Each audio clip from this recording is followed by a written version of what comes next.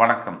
துணை சப்ஸ்கிரைபர்களையும் எல்லா அன்பு உள்ளங்களையும் எனது நண்பர்களையும் வருக வருக என வரவேற்பதில் பெருமகிழ்ச்சி கொள்கிறேன். வக்ரதுண்ட மகாகாய சூரிய கோடி சமப்பிரப அபிக்னம் குருமே தேவ சர்வகாரியேஷு சர்வதா. தென்னாட்டுடைய சிவனே போற்றி, என் நாட்டவர்க்கும் இறைவா போற்றி. அன்பர்களே, நண்பர்களே, இந்த புத்தம் புதிய வீடியோவில் உங்கள் அத்துணை பேரையும் சந்திப்பதில் மிக்க மகிழ்ச்சி கொள்கிறேன். இன்றைக்கி நம்ம பார்க்க போகிறது கடகராசி. ஆண்டவன் எழுதிய விதி அப்படிங்கிற தலைப்பில் மேஷம் முதல் மீனம் வரை அலசி ஆராய்ந்து கொண்டிருக்கோம். அதில் இன்றைக்கி நம்ம வரிசையில் வரக்கூடியது கடகராசி. கடகம் காலபுருஷனுடைய 4ஆம் வீடு, தாயுள்ளம் கொண்ட சந்திர பகவான் ஆட்சி பெறக்கூடிய வீடு, புனர்பூசம் பூசம் ஆயில்யம் என்கின்ற 3 நட்சத்திரங்கள் வரக்கூடிய வீடு. இதில் புனர்பூசம் என்பது குரு, பூசம் என்பது சனி, ஆயில்யம் என்பது புதன். குரு சனி புதன் சந்திரனுடைய வீட்டில். இந்த காம்பினேஷனை பற்றி தான் இன்றைக்கி பேச போகிறோம். இந்த வீடியோவானது திருப்பியும் சொல்கிறேன், அனைத்து கடகராசி கோடான கோடி அன்பர்களுக்கும் நேயர்களுக்கும் இந்த வீடியோ ஒரு வரப்பிரசாதம். இந்த வீடியோவை முழுசாக பாருங்கள். உங்களுடைய தலை விதியானது என்ன, எதை நீங்கள் எதிர்பார்க்கலாம், உங்களுடைய குணாதிசயங்கள் என்ன, என்ன ரெமிடிஸ், என்ன சல்யூஷன், தீர்வுகள் என்ன, அதை பற்றி தான் நீங்கள் பேச போகிறோம். இதில் ஒவ்வொரு பாயிண்ட்டும் முத்து முத்தாக கிறிஸ்பாக தெளிவாக உங்களுக்கு சொல்ல போகிறோம்.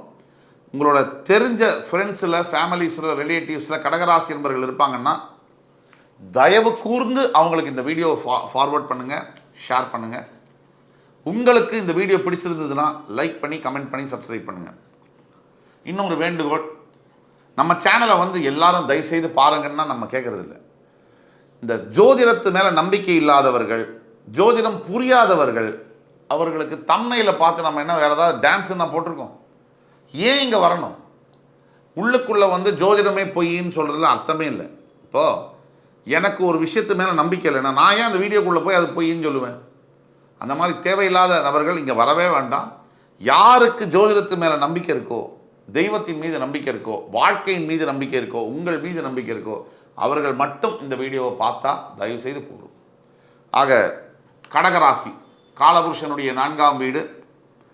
முதல் உங்களோட குணாதிசயம் என்னன்னா, பிரதர்ஸ் அண்ட் சிஸ்டர்ஸ், உங்களுக்கு தாய் உள்ளம் உண்டு. எல்லாரையும் அரவணைச்சு போகக்கூடிய தன்மை என்பது உண்டு. உங்களை பொறுத்த வரைக்கும் கடகராசிக்கு அனைத்து 11 ராசியும் உங்களுக்கு வேணும். அதாவது எல்லாரும் வேணும், யாரும் எதிரி கிடையாது. இந்த கடகராசி ஒரு ராசி தான் எல்லாரையும் லவ் பண்ணி எல்லாராலும் லவ் பண்ணப்படக்கூடிய ராசி கடகராசி. ஆனால் மனசில் உங்களுடைய எண்ணங்கள் நான் ஸ்டாப்பபிள் தாட்ஸ், நிற்கவே நிற்காது மைண்டில். ஏதோ ஒன்று, ஒரு 750-800 மிஷின் உள்ளே ஓடுற மாதிரி, தூங்கும் போதும் சரி, முடிச்சிருக்கும் போதும் சரி, ஏதோ ஒரு எண்ணங்கள் உங்களை பாதர் பண்ணிட்டே இருக்கு. எல்லாரும் உங்களை சொல்கிறது என்னென்னா, நீங்கள் ரொம்ப சென்டிமெண்டல், ரொம்ப எமோஷ்னல். அதை பற்றி நீங்கள் கவலையப்பட வேண்டாம். மனிதன் அப்படின்னா அவன் மரம் கிடையாது, உணர்வுகளுடைய சங்கமம். ஒரு எமோஷனல் பேக்கேஜ் தான் ஒரு ஹியூமன் பீயிங். ஒன்றுமே சாதிக்க திறமையோ அறிவோ இல்லாத ஒரு நபரால் மிகப்பெரிய சாதனைகளை செய்ய முடியும் அப்படின்னா அது எப்படி சாத்தியம்? எமோஷன்னால தான் முடியும். இந்த வீரியம் கொண்டு எழுதுறது, அந்த தன்னம்பிக்கை, தைரியம், அந்த உத்வேகம், உற்சாகத்தினால தான். அந்த வகையில் உங்களுக்கு முதல் பரிசு. யார் என்ன சொன்னாலும் நீங்கள் கவலைப்பட தேவையில்லை, நீங்கள் எமோஷ்னலாகவே இருக்கு. அதே மாதிரி இன்னொரு பழக்கம் என்னென்னா, உங்கள்கிட்ட ஒரு சம்பவம் நடக்குது உங்கள் வாழ்க்கையில் அப்படின்னா உங்களால் அதை எளிதில் மறக்க முடியாது. திருப்பி உங்களுக்கு கெடுதல் செய்தவர்களையோ, உங்களை அவமானப்படுத்தியவர்களையோ மறுபடி பழி வாங்க வேண்டும் அப்படிங்கிற எண்ணம் உங்களுக்குள்ளே இருந்தே இருக்கும். நாம் பேசிக்கொண்டிருப்பது எல்லாம் பொது பலன்களே. தனிப்பட்ட உங்கள் ஜாதகத்தில் உங்களுக்கு தீர்வு கொடுக்கணும்னா நீங்கள் எங்களோட வாட்ஸ்அப் நம்பரில் தொடர்பு கொண்டு உங்கள் தனிப்பட்ட ஜாதகத்தை காண்பிக்கும் பொழுது தான் உங்களுடைய வாழ்க்கை தலைவிதியை மாற்ற இயலும். இது உண்மை. அப்போது எல்லாத்துலேயுமே விதி விலக்குகள் 10% இந்த பக்கம், 10% அந்த பக்கமும், 80% பற்றி நம்ம பேசணும். ஆக இதெல்லாம் உங்களோட குணாதிசயங்கள். இப்போ உங்களுடைய தலைவிதி என்ன, அதுக்குள்ளே போகும். முதல் பாயிண்ட் என்னன்னா, தலைவிதியில் அனைத்து கடகராசி என்பவர்களுக்கும் நல்ல கல்வி என்பது கிடைக்கும். ஆனால் இந்த கல்வியினால் உங்களுக்கு என்ன பெனிஃபிட் அப்படின்னு பார்த்தீங்கன்னா ஜீரோ. நீங்கள் படிச்சிருப்பீங்க, படிக்கலை, ஆனால் படிப்புனால உங்களுக்கு பெனிஃபிட் என்பது ரேர் தான். கடகராசியை பொறுத்த வரைக்கும் என்னதான் நீங்கள் சொன்னாலும் படித்து தான் வேலை பார்க்குறேன், அதில் வர சம்பளத்தை வச்சு தான் வீடை காப்பாற்றுறேன்னு சொன்னாலும் கண்டிப்பாக நீங்கள் நினைத்த திருப்தியான வாழ்க்கையை உங்களால் வாழ முடியாது. படிப்பினால் உங்களுக்கு அது கிடைக்காது.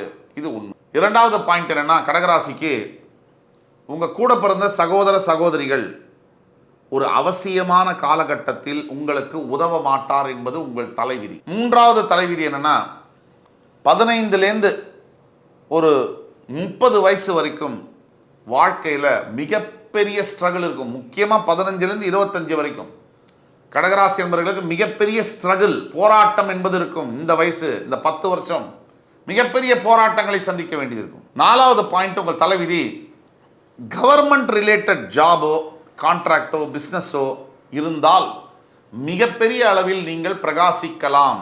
ஐந்தாவது தலைவிதி, என்னதான் உங்களுக்கு மிகப்பெரிய பதவி, பொருள், கான்ட்ராக்ட், பிஸ்னஸ் இதெல்லாம் இருந்தாலும் நீங்கள் வேலை செய்யக்கூடிய இடத்துல, வியாபாரத்தில் ஹெவி காம்படிஷன் இருக்கும்.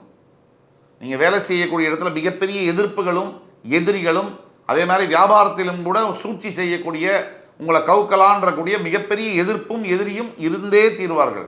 ஆறாவது பாயிண்ட் தலைவிதியில் 40 வயதுக்கு மேலே மிகப்பெரிய வெல்த், சொத்துக்களை சேர்க்கக்கூடிய அக்யூமுலேட்டிங் வெல்த், மிகப்பெரிய ஹியூஜ் வெல்த், அதை அக்யூமுலேட் பண்ணக்கூடிய சாத்தியக்கூறுகள் 40 வயதுக்கு மேலே உங்களை வந்து சேரும்.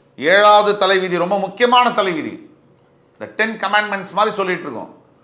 இந்த ஏழாவது தலைவிதியில் உங்களுடைய வயதான காலத்தில் மன்னிக்க வேண்டும் கடகராசி என்பவர்களே, உங்களுடைய குழந்தைகள் உங்களிடம் கடுமையாக நடந்து கொள்ளக்கூடிய வாய்ப்பு என்பது இருக்கு. அல்லது உங்களை விட்டு பிரிந்து வேறொரு நாட்டிலோ வேறொரு ஊரிலோ அவர்கள் இருக்கக்கூடிய வாய்ப்புகள் நிறைய இருக்கு. எட்டாவது தலைவிதி, உங்களுடைய வாழ்க்கையின் உச்சக்கட்ட எதிரிகள் உங்ககிட்ட க்ளோஸா பழகுவாங்க, உங்க சர்க்கிள் க்ளோஸ் சர்க்கிள்ல இருப்பாங்க. ஒன்பதாவது தலைவிதி, கன்சிஸ்டண்டா கடகராசி என்பவர்களுடைய வாழ்க்கையில் செப்பரேஷன், டைவர்ஸ் நடக்குதோ இல்லையோ, கன்சிஸ்டண்டா argument, marital problems, issues day to day இருக்கும். 10வது தலைவிதி, மெஜாரிட்டி ஆஃப் த கடகராசி பீப்புள் பார்த்தீங்கன்னா, நீங்கள் மெஜாரிட்டி கடகராசியில் நீர்நிலை சம்பந்தப்பட்ட, அதாவது நீர் சம்பந்தப்பட்ட வியாதிகள், வாட்டர் பாண்ட் டிசீசஸ், இந்த உடம்புல கபம் சம்பந்தப்பட்ட நோய்கள் இருக்கும். சளி தொந்தரவு, லங்ஸ் சம்பந்தப்பட்ட தொந்தரவு, நீர்நிலை சம்பந்தப்பட்ட ரத்த பிரச்சனைகள் சம்பந்தப்பட்டது கண்டிப்பாக கடகராசி என்பவர்களுக்கு இருக்கக்கூடிய வாய்ப்புகள் 100க்கு 99.99% இருக்கிறது. உங்களுடைய 11வது விதி, 40 வயதுக்கு மேற்பட்டு 35 வயதுக்கு மேற்பட்டு, நான் சொல்லணும்னா 35 வயதுக்கு மேற்பட்டு வாழ்க்கையில் கண்டிப்பாக சத்தியமாக உச்சக்கட்ட திருப்பம், ஒரு மிகப்பெரிய அதிர்ஷ்டம் என்பது உங்களுக்காக காத்திருக்கும். இதை எப்போ வரும், எப்படி வருங்கிறது உங்கள் சுய ஜாதகத்தை பொறுத்தது. அப்படி சுய ஜாதகத்தை நீங்கள் பார்க்கணுன்னா வாட்ஸ்அப் நம்பரில் எங்களை தொடர்பு கொள்ளுங்கள், ஆன்லைன் அப்பாயின்மெண்ட் வாங்கிட்டு வாங்க. ஆனால் கண்டிப்பாக கடகராசி என்பவர்களுக்கு 35 வயதுக்கு பிறகு 45 வயதுக்குள்ளார மிகப்பெரிய லைஃப்பில் டேர்ன் அரவுண்டு, மிகப்பெரிய லக் என்பது, அதிர்ஷ்டம் என்பது உண்டு. 12வது விதி, எந்த அரசாங்கம் சம்பந்தப்பட்ட வேலைகளோ வியாபாரமோ உங்களுக்கு மிகப்பெரிய அளவில் உதவி செய்யும். 13வது விதி, 30 வயசுக்கு அப்புறம் தான் குட்டிகரணம் போட்டாலும் சரி, கம்ஃபர்டபுளான வரவு, வருமானம், இன்கம் 30 வயசுக்கு அப்புறம்தான் உண்டு. 14வது விதி, இந்த விதி ரொம்ப கடுமையானது, என்னை மன்னிக்க வேண்டும் அனைத்து கடகராசி என்பவர்களே. பட் சில சமயங்களில் 30 முதல் 40% கடகராசி என்பவர்களுக்கு சிறு வயதிலேயே அண்ணா, தம்பி, தங்கை, அக்கா இவர்களை இழக்கக்கூடிய, சகோதர சகோதரிகளை இழக்கக்கூடிய வாய்ப்பு என்பது உண்டு. Possibility of losing a sibling at a younger age, கடகராசி வெரி ப்ரோன், இது உண்டு. கேன்சர் ஜோடியக் சைனுக்கு இது ரொம்ப உண்டு, இந்த பாசிபிலிட்டி. நீங்கள் எதை எதிர்பார்க்கலாம், what you can expect in life, அதை பற்றி நம்ம பேசுவோம். அதில் வர முதல் பாயிண்ட்டு, ஃப்ரீக்வெண்ட்டாக நீங்கள் இருக்கக்கூடிய இடத்துல சேஞ்ச் இருக்கும். அது எஜுகேஷன்னாலேயோ, எம்ப்ளாய்மெண்ட்னாலேயோ, மேரேஜ்னாலேயோ, குழந்தை பிறந்ததுக்கு அப்புறமோ, இல்லை குழந்தைங்கள்லாம் வளர்ந்ததுனாலேயோ, ஏதோ ஒரு விதத்தில் ஃப்ரீக்வெண்ட் சேஞ்ச் இருக்கும். உங்களுக்கு இருக்கிற அளவுக்கு சேஞ்ச் ஆஃப் பிளேஸ் என்பது வேறு எந்த ராசிக்கும் இருக்காது. இது உண்மை. இரண்டாவது விதி, நீங்கள் எதை எதிர்பார்க்க வேண்டும், குழந்தைகள்கிட்ட உங்களோட பாசம், பரிவு, அன்பு எல்லாம் அவங்க தான் எதிர்காலம். ஆனால் ஜாகிரதையாக 2 ஸ்டெப்பு விலகி இருக்க பழகிக்குங்க. இப்போ நீங்கள் பழகலைன்னா பின்னாடி வேதனைக்குள்ளாவீர்கள். இதை நான் ஆணித்தனமாக அழுத்தம் திருத்தமாக சொல்கிறேன். மூன்றாவது, நீங்கள் உங்ககிட்ட இருந்து எதை எதிர்பார்க்கலாம், கான்ஸ்டன்ட் கன்ஃபியூஷன் இன் டிசிஷன் மேக்கிங். முக்காவாசி கடகராசி என்பவர்களுக்கு முடிவெடுப்பதில் சற்று தடுமாற்றங்கள் இருக்கும். நீங்கள் அப்போ முடிவை, எந்த முடிவாக இருந்தாலும் 2 தடவைக்கு மேலே யோசிக்காம எடுக்க வேண்டும். அந்த முடிவில் தீர்க்கமாக இருக்க வேண்டும். அதே மாதிரி எதை எதிர்பார்க்கலாம், நான்காவது, கல்யாண வாழ்க்கையில் நீங்கள் யாரை கல்யாணம் பண்ணாலும் சரி, அவங்க பேரழகியோ உள்ளூர் கிழவியோ, பேரழகனோ உள்ளூர் கிழவனோ யாராக இருந்தாலும் நீங்கள் கல்யாண வாழ்க்கையில் அவங்க உங்களை புரிஞ்சுக்குவாங்க, உங்களை புரிஞ்சு சப்போர்ட் பண்ணி கோஆப்ரேட் பண்ணுவாங்க அப்படின்னு எதிர்பார்ப்ப தயவு செய்து விட்டுடுங்க. அது இந்த ஜென்மத்தில் நடக்க போகிறதில்ல. காலப்போக்கில் ஒரு 50 வருஷத்துக்கு பிறகோ இல்லை 55 வயசு ஆனதுக்கு பிறகோ தன்னால் நடக்கலாம், தசாபுக்தி காரணமாக. இப்போ நான் சொல்லக்கூடிய பாயிண்ட்லேயும் விதி விலக்குகள் உண்டு, அது விதியாகாது. இந்த பாயிண்ட், இப்போ சொன்ன பாயிண்டில் இன்னொரு விஷயம் என்னென்னா, என்ன சார் வாழ்க்கை துணை சரியில்லைன்னா எப்படி சார் வாழ்றதுன்னா, you should learn how to handle this. இந்த வாழ்க்கை துணை கணவரோ மனைவியோ இதை இவங்களை எப்படி கையாளணுங்கிறது தான் கற்றுக்க முடியுமே தவிர செப்பரேஷன் டைவர்ஸும் அதிகமாக பாசிபிலிட்டி கிடையாது. ஸோ இந்த வாழ்க்கையிலே தான் இருக்கணும், ஆனால் அதில் எப்படி வாழணும்னு நீங்கள் கற்றுக்கணும். ஐந்தாவது, எதை எதிர்பார்க்கலாம், ரொம்ப பெரிய பாசிட்டிவ் பாயிண்ட்டு, சடனாக உங்கள் லைஃப்பில் பணத்தில் வாழ்க்கை தரத்தில் மிகப்பெரிய மாற்றங்கள் வரும். இது 30 வயசுக்கு பிறகு சடன் க்ரோத் இன் லைஃப் வரும். திடீர் டேர்ன் அரவுண்ட் இருக்கும் வாழ்க்கையில். திடீர்னு நார்மலாக ஒரு ஆட்டோ ரிக்ஷாலே போக முடியாத ஒருத்தர் BMW காரில் போனார்னா எப்படி, அது நடக்கும். இது வாய்ப்பு இருக்குது. இப்போ நம்ம ரெமெடிஸ், தீர்வு, பரிகாரத்துக்குள்ளே போவோம். முதலாவதாக நீங்கள் செய்ய வேண்டிய பரிகாரம், மறக்காமல் ஒவ்வொருவரும் ஆலங்குடியில் இருக்கக்கூடிய குரு பகவான் ஸ்தலத்திற்கு புதன்கிழமை ராத்திரி சென்று தங்கி வியாழக்கிழமை காலையில் அவருக்கு அபிஷேகம் செய்து வழிபடும் பொழுதும் மஞ்சள் வஸ்திரத்தை தானம் செய்யும் பொழுதும் வாழ்க்கையில் மிகப்பெரிய ஸ்திரமான மாற்றங்கள் வரும். இரண்டாவது ரெமெடி, இரண்டாவது பரிகாரம், meditation is a must for கடகராசி பீப்புள். மெடிடேஷன் இல்லாமல் உங்கள் வாழ்க்கையை நீங்கள் நடத்துறதுங்கிறது, பீஸ்ஃபுல்லான காமான லைஃப் வேணும்னா மெடிடேஷன் மஸ்ட். மூன்றாவது உங்களுக்கு இருக்கக்கூடிய ரெமெடி, தயவு கூர்ந்து over thinking, avoid over thinking. தேவையில்லாத சிந்தனைகளை வைத்துக் கொள்ளாதீர்கள் கடகராசி அன்பர்களே. நீங்கள் திங்க் பண்ண எல்லாம் சரியாகவும் நினைப்பீங்க, அது இன்னும் உங்களுக்கு ஹெல்த் பாதிப்புகளை தான் உண்டாக்கும். நான்காவது, உங்களுடைய விதி உங்களுக்கு தெரியும். விதியை மாற்றுவது என்பது இம்பாசிபிளுக்கு கொஞ்சம் பக்கத்தில். It is not impossible, but இம்பாசிபிளுக்கு கொஞ்சம் பக்கத்தில். Close to impossible but not impossible. அப்போது எது நடக்கணுமோ அது நடந்தே தீரும்.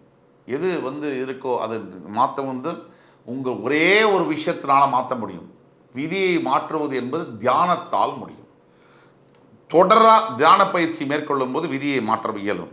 அதே மாதிரி கடைசி பாயிண்ட், ப்ரீமியம் லைஃப் உங்களுக்கு வேணும்னா கேரண்டீடாக தொடர்ந்து நீங்கள் கடவுள், அதாவது தியானத்தை தியானம் செய்வது, அதே மாதிரி கடவுள் பக்தி, ப்ரேயர்ஸ், உங்களுடைய ப்ரேயர்ஸ் மூலியமாக தான் உங்களுக்கு கண்டிப்பாக ப்ரீமியம் லைஃப் கேரண்டீடாக கிடைக்கும். ஆக உலகத்தில் இருக்கக்கூடிய அனைத்து கடகராசி என்பவர்களுக்கும் இந்த வீடியோ என்பது ஒரு பொக்கிஷமாக இருக்கும் என்பதில் கொஞ்சம் கூட ஐயப்பாடு இல்லை. அடுத்து வரும் காலம் இன்னும் சிறப்பு மிக்க தகவலுடன் உங்கள் மறுபடி சந்திக்கும் வரை உங்களிடமிருந்து விடைபெறுவது உங்கள் சுபாஷ் பாலகிருஷ்ணன். நன்றி, வணக்கம், வாழ்க வளமுடன்.